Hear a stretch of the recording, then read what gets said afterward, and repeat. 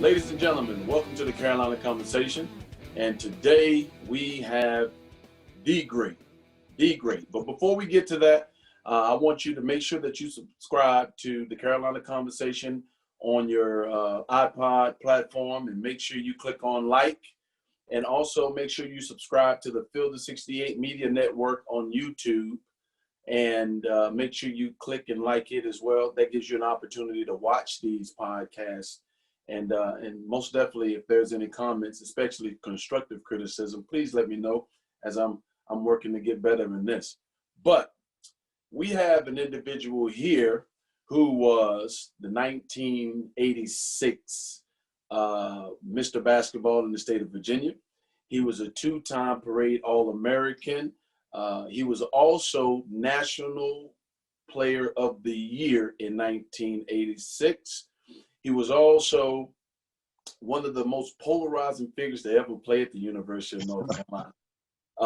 Ladies and gentlemen, we have the great, from Virginia Beach, Virginia, J.R. Reid. Oh, man, I'm telling you, man, Shaman, I'm telling you, that's one of the nicest introductions I've ever had, man. Thank you. Hey, JR, well, it's you. You did it. It ain't I like, had a lot of help from a lot of great people, man. You know how that goes. Yeah, there's no doubt. There's no doubt. Yeah, it's not like I perpetuated the truth. I mean, that's the work that you put in. Now you may have forgotten it a little bit, or you may not pay it that much attention, but that's the work that you put in. Well, you're right. Thank you, brother. You know, and so man, I want to thank you for, first and foremost, for being here on the Carolina Conversation. I mean, you are one of the individuals that a lot of Carolina people grew up loving. I mean, you transformed the institution. A lot of people would say that you transformed Carolina basketball, and I know a lot of people that subscribe to this would love to, find out more about JR.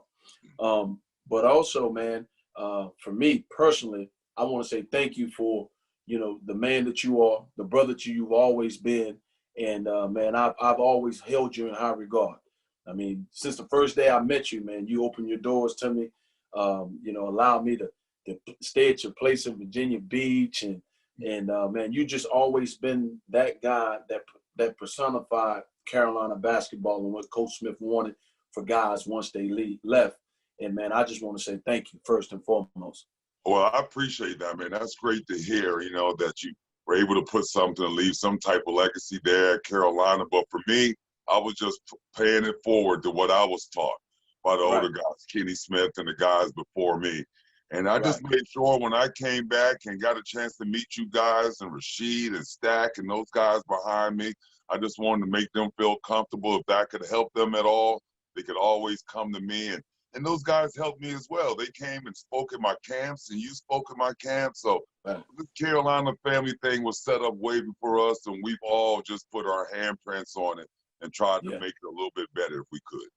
Yeah, no doubt about it, man. And so, this is great having you, man, because a lot of times people have a perception of the individual by watching them on the floor, and how impactful they are, and their demeanor and their competitiveness. And so, I can say for myself, having that thought process of, who I saw on that floor and having the opportunity to talk with you, man, it was like, whoa, you know what I mean? Like,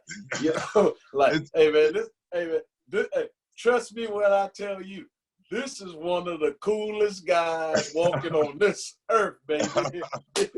Well, it's funny you said like that. I remember I was working with the NBA Top 100 trying to get into coaching later on. And at the time, Brendan Surr, a longtime assistant of Chuck Daly, was running the program. And I had never met him. He had coached against me in the league. And after a few days there, he came up to me and said, man, JR, man, after playing against you all those years and now meeting you, I had the two mixed up. I had no idea you would be this way. Yeah. As well as a court persona and how you are off the court can be totally different. And when we're on the court, it's all business. And I'm gonna try to split your head if I have to out there. But off the court, we gonna hang out. We can have fun if you want to, but run speed on the court, man. Yeah, with your bandage on your head, we most definitely can still go out now. If that's what you choose to do. That's what you choose to do. So let's go back, man. Let's go back to 1986. When you were a senior in high school.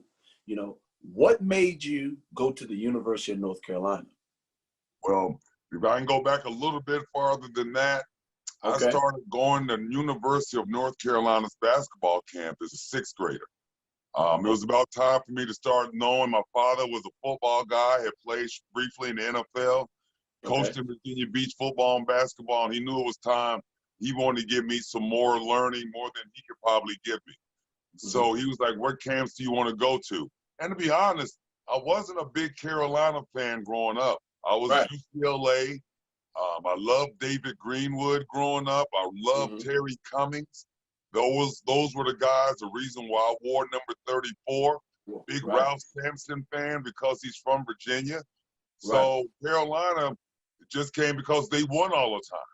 And Right. I said, hey, let's try North Carolina. We ended up going to camp there. Met Coach Williams. Here's a funny story briefly. I get there, we're shooting around first day of camp with the kids, and I'm Right. with the kids my age. I'm 12. Coach Right. Williams comes up to me and is like, son, why are you over here shooting with the little kids? Go over there and shoot with the kids your age. I was like, well, Coach, I'm 12. He took me, hey, you go over here, sit over here. We'll be right back. A few minutes later, Coach Smith came in, introduced himself to me, and we had a relationship since I was 12. So Wow. Carolina, getting a chance to come to the camp, realizing that I had an opportunity to be a pretty good basketball player if I worked, knowing that Coach Smith, Coach Williams, Coach Guthers were writing me letters at 12 and 13 years old. That helped me progress. That helped me become a better student athlete, a better young man, realizing that it would get greater later if I kept grinding away. I could maybe make a living out of this, and it Right. really set the table for me later on down the line, knowing that I had potential and coaches like this were looking at me. Right. Right. And, Right. and as we went on through the recruiting thing, as you know, I had a choice of a lot of schools to go to. My final five were UVA, Maryland, Carolina, Iowa, and UCLA. And then for me, my final five schools, it was important for me to have black college head coaches in that. And at the Right. time, George Ravlin was the head coach at Iowa, and Walt Hazard was the coach at UCLA. But when Right. it's all said and done, being 3 hours from home, Coach Smith's graduation rate, the players that he had coming in and out of here, I couldn't turn that down. And just wanted to have an opportunity to play for the greatest coach in the university in the country. Okay. Well, good, man. That's awesome. Because I would have never known that. I didn't know that they began recruiting you when you go play with the kids your age. Yeah. That's how it all started. It was great. And I always tell people one of the most sanest decisions, and I'm so proud of myself for this, is that I didn't look at the shiny item. I looked Right. at where I could go and work, where I was going to get pushed, Right. where I could get better. And for me, I was like, hey, if it's good enough for Michael Jordan, James Worthy, and Brad Daugherty, and bigs like that had come before me, Mm-hmm. Bobby Jones and Tommy Lagarde, guys like that, I'm like, hey, it's good enough for me. And Right. that's what I decided. I want to go. I want some of that. I want to Right. go play for the best. The best want to be motivated and coached by the best, and that's what I wanted. Yeah, that's awesome. That's awesome, man. So being JRE, and understanding that you already had that relationship with Coach, because I know Coach as well, and so you had a relationship. They recruited you, and now you're at the University of North Carolina. Explain to people how it was for you when you first hit the court, when you first hit practice, and so. Well, you realize recruitment of you being recruited and days when you actually get there are two totally different days. Once you Right. recruit, they're gonna treat you great. But Right. man, once you hit that court, you are a Carolina player. You're relied upon to do all the things that a Carolina player has to do. But I Right. was looking forward to it. When I graduated in June from high school, 2 weeks later, I told Coach Smith I wanted to come. And he Right. said, we put in NCAA rules. We can't give you a dorm to stay in now, but they got me a job. I was able to work, and that work paid for the room so I could come down there and work. So they were my teammates, but I had to go down there and try to set the table for what I wanted to do in college basketball. So that Right. first couple of weeks probably wasn't nothing sweet for my teammates. The first 2 weeks, I was gonna say it like that. I went looking. Right. I had to go looking for guys, Shamar, and let them know it was coming in case they didn't hear. That's So right. That's I right.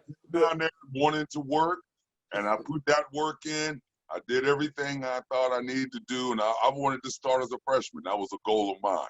Coach Right. Smith and I had talked about that, and you know, and that's something I wanted to achieve, and that was in my short-term goal. And I was Right. able to do that.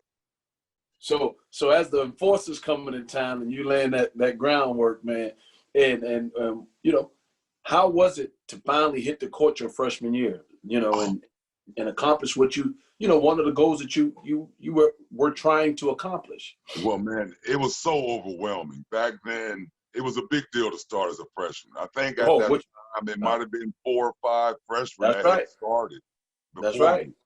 So you earn that honor for you to step out in the court with our senior-laden team and start as a freshman. That was a big deal to me. I'll never forget out in Hawaii in a tournament, Coach Smith came to me before the game and said I was going to start. Didn't know what I was going to do. With no cell phones, couldn't call my mom and dad back then, but I was happy.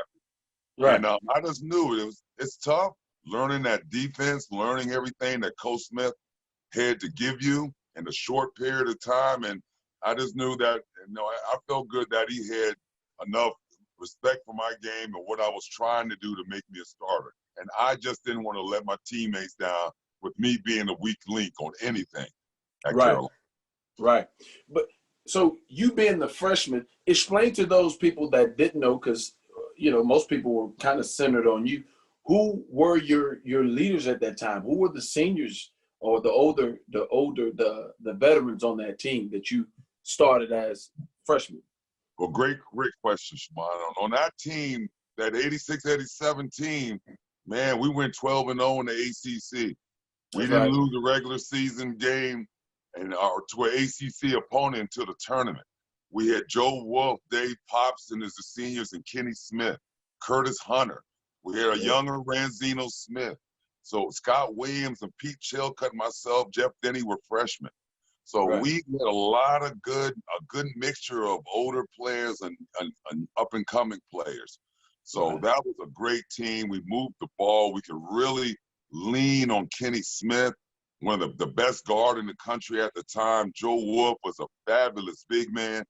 Made it a lot easier on me because he would guard sometimes the bigger player or the more established player where as a freshman, so I could, you know, get my feet situated, so to speak, early on. Mm-hmm. So those guys took a lot of pressure off of me and allowed me to just go out there and try to play my game. Right. I mean, as you see, ladies and gentlemen, he played with some greats for sure. And to be the enforcer and to set your tone as a freshman, man. I mean, it said a lot about you. And then you went on to be ACC Freshman of the Year, and so on and so forth, man. So as you matriculated on to your sophomore year, because you had such a great year and because you were so impactful at the University of North Carolina as a freshman, how was that responsibility and the wherewithal on you, you know, to you know, to be willing to accept, you know, people know JR, not JR's not coming, JR Reid is here. So how was that for you? Great. That's another great one, Shimon. For me, the beginning of my sophomore year, I struggled the first 2 or 3 games. I was pressing. Right. I was looking back at what I had done on my freshman season, and I wanted more, and I was pressing. And Coach Smith sat me down once, maybe twice, and just talked to me. And he said he saw this before. He saw this happen with Mike. He saw it happen with some of his other players that came in there. He just said, just rely on what you do. You know what you're capable of. You know the system now. Just relax. Let it come to you. Don't press as hard. And JR, I think you're a pretty good player. You've got to believe you're a pretty good player too. And only that Coach Smith voice. Right. And he just gave me that self-reliance. And I was assured I could go out and do it. After I think a sluggish start, I got it going a little bit later in my sophomore year. Right. And so, you know, like you said, as a sophomore, pretty much you were, you know, you might not have been labeled the captain, but you were the guy. And Well, I was an important cog in the wheel. I yeah, was. I wasn't. I don't like being called a god or main man because we had capable players. You know how well, we are in Carolina, yeah, and no question, those guys all sacrificed. I'll be no first to question. say they could have gone anywhere, could have got more shots anywhere or at Carolina, but they sacrificed because Coach Smith thought it helped our chances if I got a few more touches in the paint. So No I'm question. thankful for all my teammates and what they No, sacrificed to allow me to play the way I did. right. When I was saying that you were the guy, I was in terms I was referencing what the defense of the opposing teams were going to do, Gotcha. which led to my next question. As the sophomore, now y'all had a pretty good season. You're moving on now to become a junior.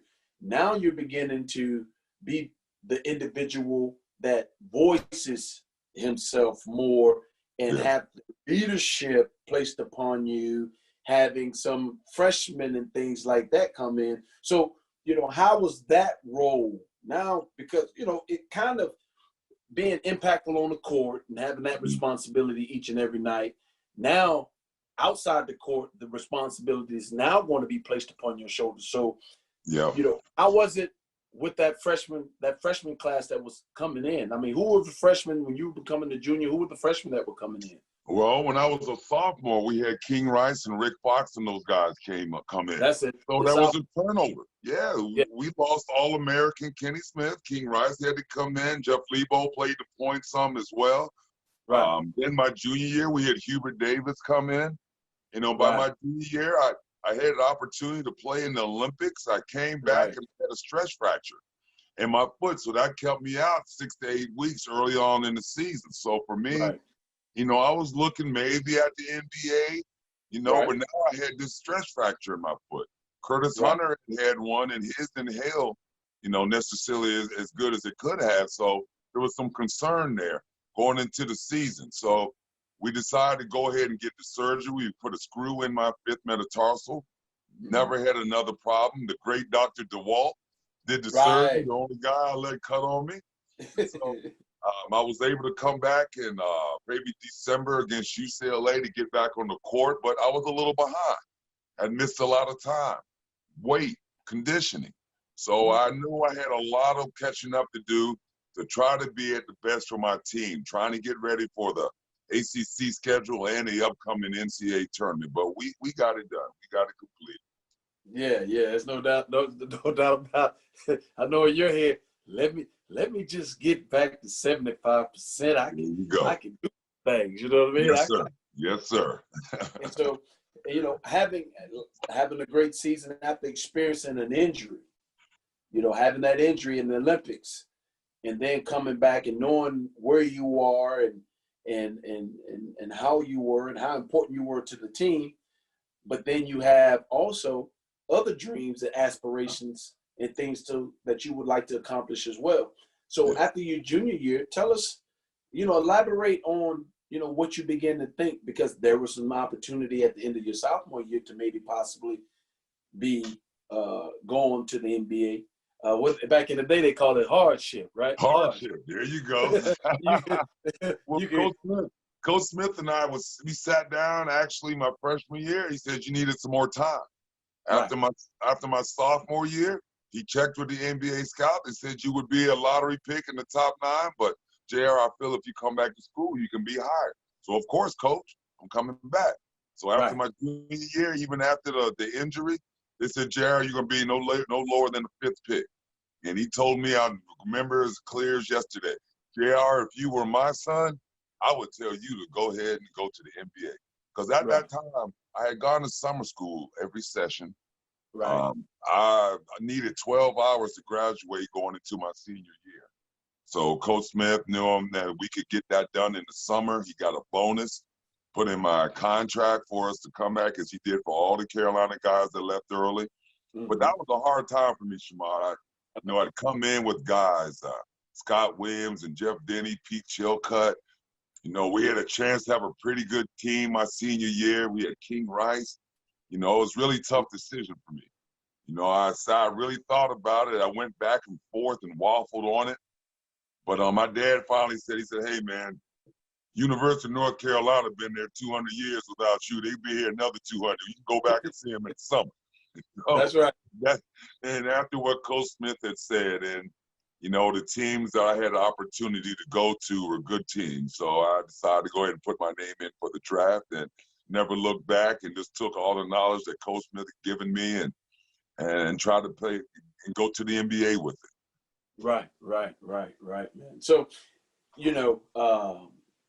being, playing in the NBA 10, 11 12, years. 11 years. Those were some good times for you. I know. I always call it the gift and the curse of playing at the University of North Carolina for Coach Smith. Leaving that environment and then going into the NBA environment. It's crazy. It's crazy. Explain to people your thought process. Yeah, that's a polar opposite. You're in Carolina, it's teammate first, be unselfish. And Coach Smith and I had talks about this. He said Brad Daugherty struggled with that as well. You're grabbing every rebound, snatching rebounds from guys. You got to get numbers to justify this contract. So that was a big challenge also. Closeness, I missed the closeness of the team that I had in Carolina. And then you get to NBA, you get to Charlotte, which was an expansion team. All right, so this really was back then cast-offs. The last two guys on every team, you got to cast off. That's what it was. So picture, you're a young player. You're coming in the game, you're looking to veterans to help you. Man, them guys could care less about the veterans, the young guys. They're worrying about that next check, Shamad. Right. Hold your hand through this process, and we're 1963. We were 1963 my rookie year. So with Rex Chapman and I, we were the two young guys on that team. So a lot of losing. We had to do a lot of growing up really quickly there. Because you didn't have great teammates in Charlotte like we did. I'm saying outright, no. Some of them were horrible. Some of them were terrible. All right. So I long for Carolina, but you're a professional now. You go and get it done. You get better. And that's what we try to do there in Charlotte. Yeah, man. I mean, nobody most definitely can deny, the effect of the game that you had on it and how you played each and every time. But I want you to go back while you were at Carolina, man, and think about what event happened, or what was the one thing that you always reminisce and say, you know what, man, I missed this about Carolina, or one of the best stories you had about, because you had a great team now. You talking about some characters. Yeah. You had some of them now. So man, give the people what they want, as they well, all. Look, I don't have enough stories been thrown out about me. I told them I'm used to being the fall guy. But I'll take all the blame when all the guys start telling stories. I'll be that. I've got broad back. I'll take all that. That's fine. But my biggest thing at Carolina is just our closeness and how the guys continue. Like you and I are friends through different eras. We didn't play together. No. We met each other from going up there in the summers. And there's 40, 50, 60 former Carolina players at that time in Carolina. We'd have 40, 50 players. You'd have Worthy, Perkin, and Jordan, all those guys. Brad Daugherty on the court. I might have to sit out 2 games before I could get on the court. You never know. That's how many Carolina guys were there. That closeness. And guys tell stories about when former players came back to town and the current Carolina team wasn't playing very well. Some of those talking tools that you got from the former players are legendary. So guys like Steve Buckner will come back into town, and if you were performing up to snuff, he was going to be the first to let you know with a quick slap on the back of the head and tell you, step up your game. There are people here that played before you. This is important to them, the current players. So you're not just playing for yourself when you're at Carolina. You're playing for decades and decades of other players who don't miss a game, and they're expecting you to use that effort and play with that same unselfishness that they played with there. So that's my biggest thing about playing at Carolina, the closeness, the camaraderie, and how the guys all get along from different eras. Yeah, yeah. And speaking of viruses, I mean, JR wouldn't give you a story. I'm gonna give you. I'm gonna give you I'm gonna a let you story. tell it. So I don't know how I'm in the league, so I'm out of college at this point in time. And JR asked me would I come to England to speak at Steve Bucknall's camp. Him and Steve. As he spoke about Steve just a while ago, and so. I actually was on my way to Italy to play and with a national team. And so I was like, yeah, we'll come to Italy and so on and so forth. So my brother and I went to England, and we got to spend some days with you in England, man. And I'm telling you, I knew you before, but that encounter You in really know me England. now. Oh man, I really know. And when I tell you people, we hold JR in high regard. Like he is the life of the party now. And when I say the life of the party, I'm talking about his ambiance. I'm talking about the personality. And so, if I'm not mistaken, Jay, we were having breakfast. What happened? And JR gave me an analogy. The waitress, I guess she may have had an attitude at the point in time and so on and so forth. And so she wasn't given, she kept taking a long time. And JR is cordial, period. I mean, yeah, he's a towering figure, but he's extremely cordial. Like, me, I'm a little bit, so, it was like, relax, it's cool, man, just, it's top of the morning, relax. So the lady kept being belligerent a little bit and not getting us our stuff.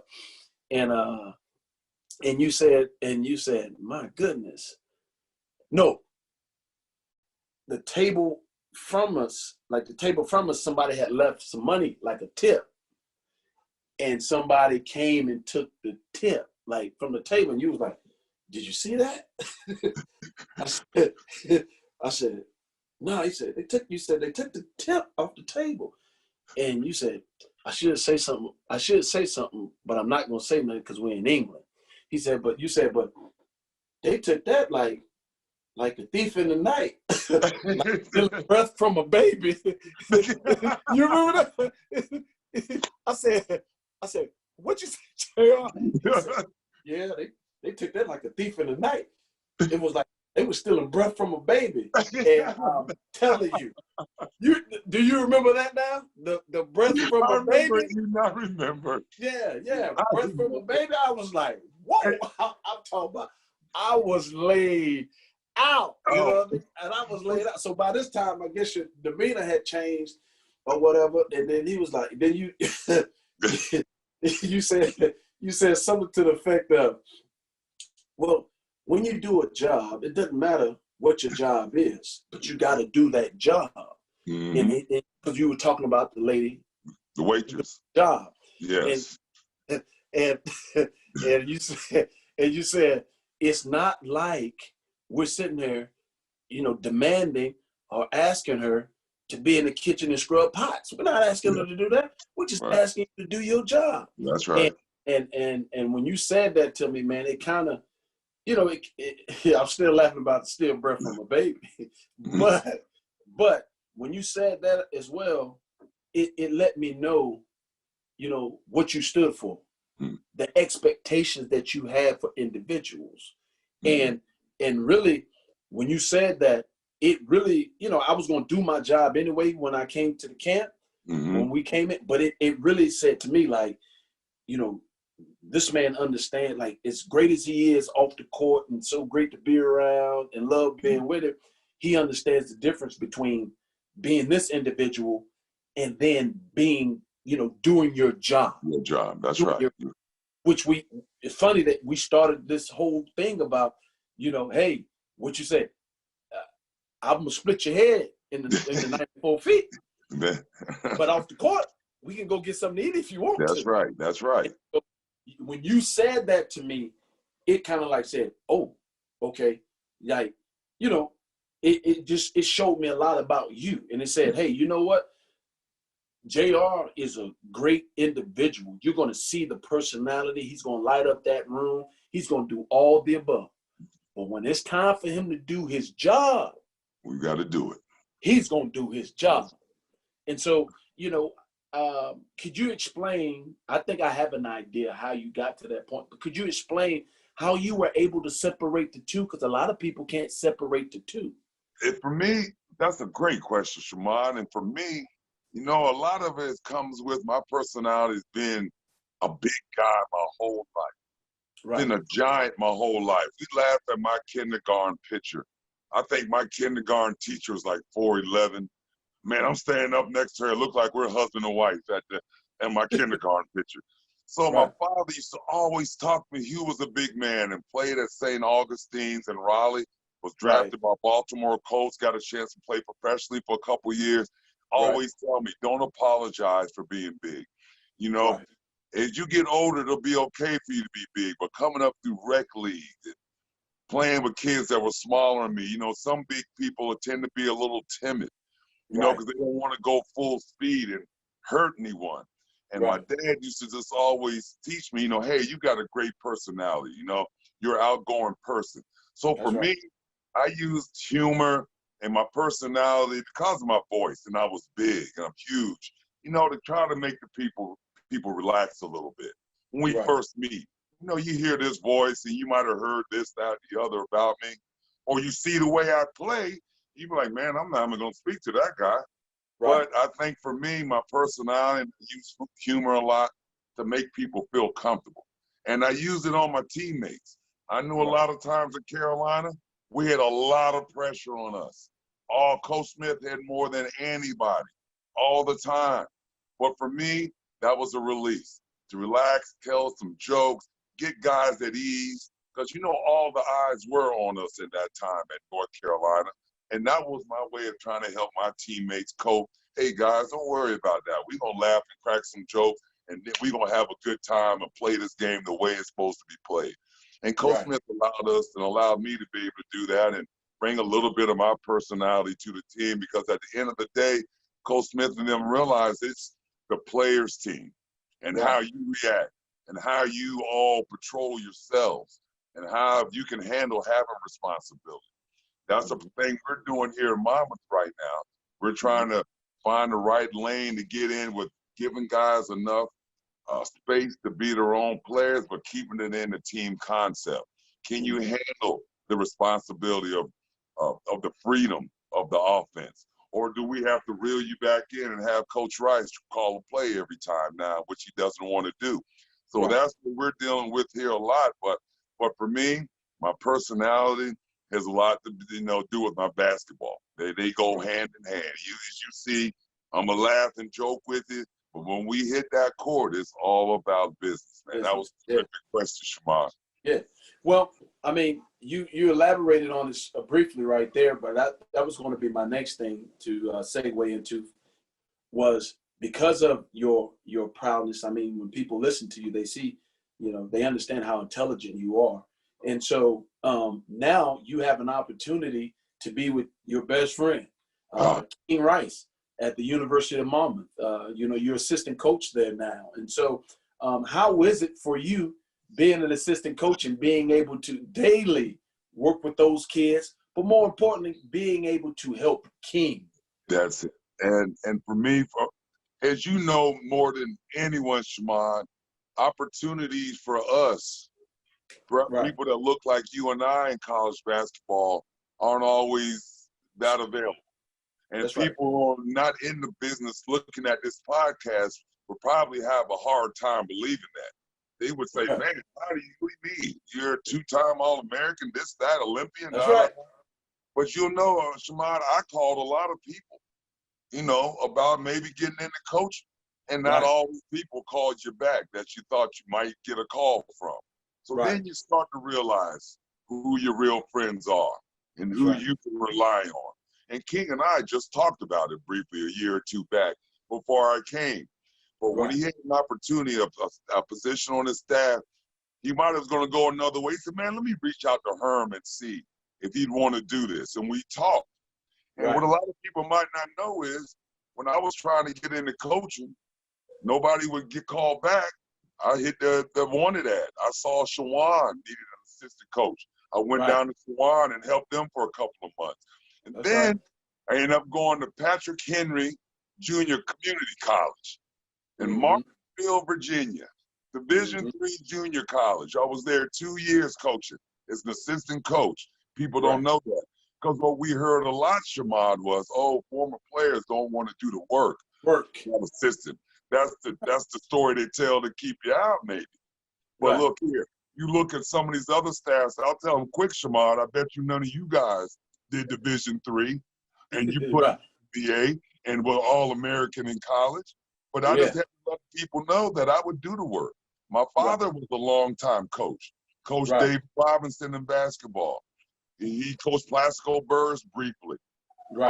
Herbert Scott with the Cowboys and the circle of fire with the Cowboys. So my father was a coach. I wanted to get into it, and my friend King Rice gave me the opportunity to come and coach. So for me, that's a whole nother set of responsibilities, making sure that everything he does is correct. And I know all eyes are on us all the time. So I'm always making sure what I'm done, my responsibilities are done, and they're going to be tight. Because, you know, our job is to make sure he's straight. And that's what I try to do here. And he does a good job of letting me put my fingerprints on his team, giving me freedom to work with the guys where I want, where a lot of other head coaches don't give their assistants that type of, as you know, that type of responsibility. Yeah. Well, you spoke on something about us as former players, and it says a lot about King, because it takes somebody who is confident in who they are because of some of the things that, you know, professional players have done. Now, King has played at a high level as well, so that's not an issue for him. But as well, you know, he understands that the J.R. Reid, the accolades and the experience, it doesn't hurt him. It actually enhances him. Yes, sir. It allows him to have some, you know, more credibility on his bench, especially when you start talking about recruiting aspect and recruiting big guys. You know, you have somebody there that people understand that have done it. And so for me, JR, you know, I'm also seeking to get back into college coaching myself. But I have taken the perspective of, I use college basketball for some families as you know, heart surgery. And I know some people say, well, what you mean by heart surgery? Well, if you had a child and your child needed heart surgery, would you allow a person to perform the surgery that had only taken a class? Or would you prefer someone that has actually performed surgeries? Now, they may not be the CEO of the hospital. The CEO of the hospital may be just an individual that just took the classes. That may be that individual. But if it's that important for your child's growth and knowledge and experience, especially when you're talking about getting all the information you possibly can, being in the best position when it's all said and done, who would you prefer to be with? An individual that only took the class, or somebody who real did the surgeries? I'm gonna raise my hand. I'm going with the person that has only performed surgeries. Regardless if they're the CEO of the company or not. Give me the person that has the doctrine and the experience. There you go. Yes. They're going to be able to help your child holistically because they've been there. They understand. They understand why he's feeling that way. Why? Because they felt that way before themselves. They're not going to. Yeah, I'm not going to yell at him when he throws that no-look pass, thinking that guy's not in there to steal it. I'm not going to yell at him. Why? I've done that before. This is a teaching. This is my teaching opportunity now. Now I get to teach you. And man, I've gotten to see, and it's just been such. I can't even explain how unbelievable this is to see King Rice and his growth. You know, King Rice and I met it when I was a senior. He was a junior at 5-Star Camp. We hit it off then. I got signed with Carolina, and then I find out they're recruiting King, and he comes on his visit. I'm happy about him. He still gives me a hard time. He said, man, you didn't even come and hang out with me on my business. So he still gives me that. But we've known each other since we've been 17 years old. Right. And he went off after college and went on into coaching. I went off and played in the NBA. Now we're back together, and we've been raising our families and growing as men all this time. That's And right. now to see his growth and where Yeah. he is now and Yeah. where he was when we were 17 at 5-star. Right. That he's reached out to these kids and helped these kids, and how he's graduated 26 out of his 27 seniors in his 10th season. It's not a whole lot of black head coaches can say they got 10 years under their belt. That's And right. not a That's whole lot true. of them that have the assistants. He brought a bunch of assistants who all wanted to coach and might not have ever got the opportunities they wanted. He looked out for a lot of them, started with Derek Phelps and Brian Reese. Reese, he sure did. He's been for me. Rick Callahan starting his 43rd year of head coaching. That's his head assistant. He's a loyal man. He wants the staff to be loyal guys. And in this trying situation, what we've had with this COVID-19, as soon as this hit, the first thing was out of his mouth was, man, we've got to make this better for the kids. Make this special for the kid this year. Jay, if I start yelling, I start going off, you let me know, just grab me. Let me just tap me and I'll get myself back together, because he realizes this is a trying situation. These kids might not ever say how much pressure they're under or what they're feeling, but no, we see them every day. We see what they're dealing with every day. So to have a coach like King who knows, who's had ups and downs in his life, same thing with me. Those guys can come and talk to us. Well, we have a very unique relationship, which I've learned about building those relationships with your players through him, because you knew what a great assistant coach he was. So when he finally got his head coaching gig, he got a chance to bring all that stuff together. He brought it all together and has built a tremendous program here at Monmouth, which they're so proud and happy and honored to have him as the head coach. Yes. Well, man, I'm glad that you're having the opportunity. But I'm more excited for those kids, because they have two great role models, two great guys that understand what this thing is about holistically. And I appreciate that, man. Thank you. And we're going to get them playing better. We're going to get them playing better. Man, y'all have done a great job, babe. I'm always watching. And you Carolina family, our extended family, make sure you support those guys. Anytime they're in your area, anytime you can catch them on ESPN3. They have a great basketball team. It's exciting basketball. But more importantly, you know that you're able to watch one of the a few of the Carolina greats. We're actually going to try to get King on here when the season finishes. I know he's extremely busy. But JR, we want to say thank you, man, for participating, man. It's always great to catch up with you. I appreciate it, man. Anytime I get a shot with you guys, we can still got a couple of guys from Coach Smith's coaching tree still hanging around. We're still alive and kicking, guys. We're going to get stronger, though. There we are. Coming back. I know what's coming. I know what the Lord has in store for you. And the work that you put in I know what the blessing you're about to get. But thank you for allowing me to come and ramble on your podcast for a little bit. Oh, no, man. You didn't ramble. You were informative. And we're gonna get together. We're gonna get together for sure, man. But we want to say thank you. I want to say thank you, JR. Love you, bro. Love you, my man. Yeah, and you guys, look forward to you guys in the next couple of days, watching you guys in the next couple of days. But ladies and gentlemen, J.R. Reid.